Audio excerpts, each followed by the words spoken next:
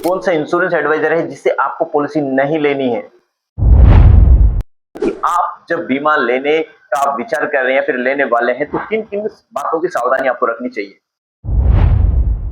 कौन सी बातें हैं जो आपको इंश्योरेंस एडवाइजर से नहीं छुपानी है। वो एलआईसी एजेंट या बीमा एजेंट आपका फॉर्म भर रहा है तो वहां पे आपको क्या चेक करना है। ये बीमा मास्टर सीरीज केवल इंश्योरेंस के ग्राहकों के लिए है, ना कि ये इंश्योरेंस एडवाइजर।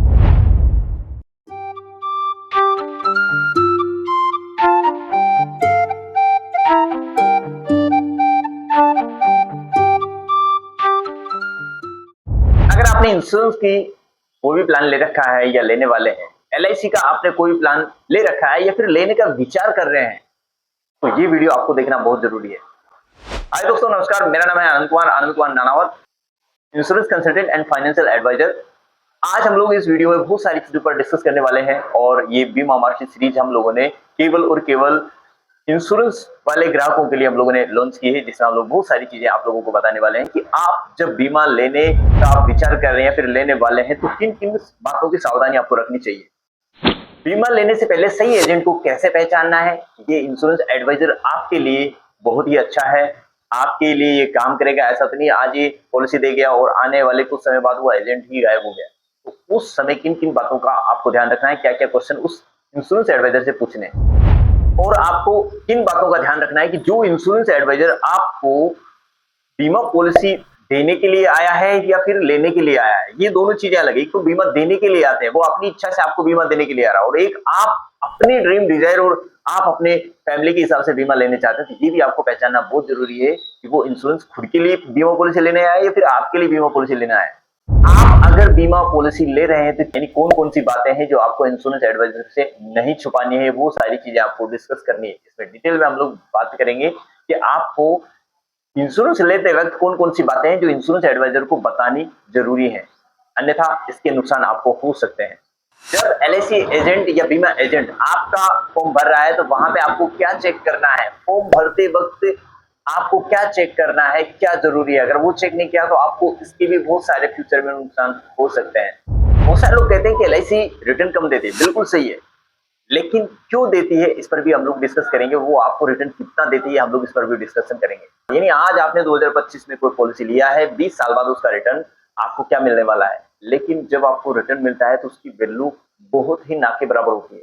तो ऐसा क्यों होता है, अगर आप इस पर भी डिस्कस करना चाहते हैं, जानना चाहते हैं, तो ये भी हम आपको बताने वाले हैं। और बहुत सारे लोगों को लगता है कि यार मैं मेरे हिसाब से कौन सा प्लान लूं। हो सकता है इंश्योरेंस एडवाइजर कोई नया है, आपके रिलेशन में है, कोई जानकारी में है, उसको खुद को इतना नॉलेज नहीं, तो मुझे अपने हिसाब से कौन सा प्लान लेना चाहिए, मेरे लिए कौन सा प्लान बेटर है।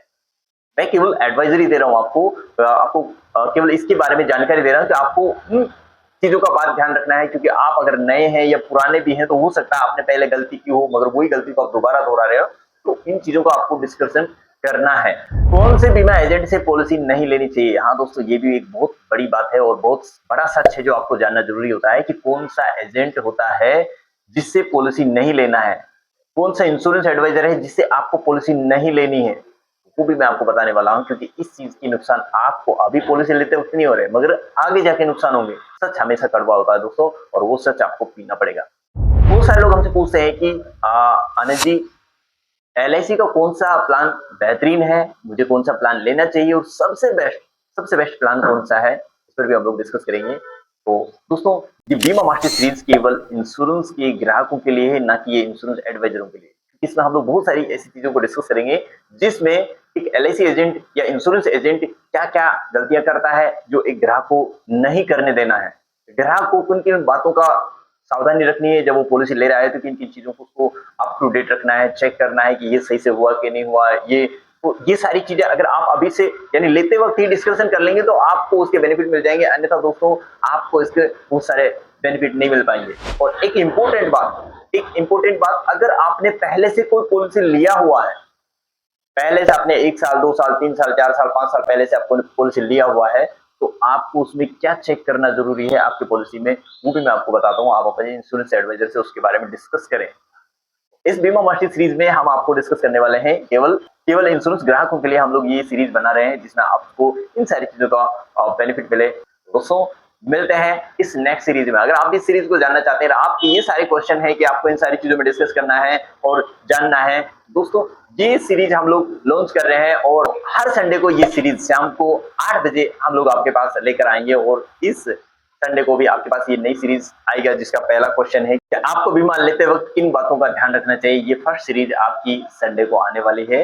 अगर आप भी इन चीजों में जानना चाहते हैं, आप डिस्कस करना चाहते हैं, आप समझना चाहते हैं इन चीजों को, तो दोस्तों अगले संडे को हमारी ये सीरीज आने वाली है, जिसके लिए आपको क्या करना है, बेल आइकन पे प्रेस करना है। बेल आइकन पे प्रेस करने के लिए आपको क्या करना पड़ेगा, चैनल को सब्सक्राइब करना पड़ेगा। और चैनल सब्सक्राइब जैसे आप करेंगे तो आपको बेल आइकन पे क्लिक करना है, और बेल आइकन जैसे आपकी क्लिक हो जाएगी तो आपको हमारी जो वीडियो आएगा उसका नोटिफिकेशन ऑटोमेटिक आ जाएगा। आपके भले ही माइंड से निकल गया, लेकिन आपको ये वीडियो का नोटिफिकेशन जरूर मिल जाएगा। तो मिलते हैं नेक्स्ट संडे को नई सीरीज के साथ। मैं आपका दोस्त Anand Kumar Nanavat, insurance consultant and financial advisor. Thank you, have a good day. जय हिंद।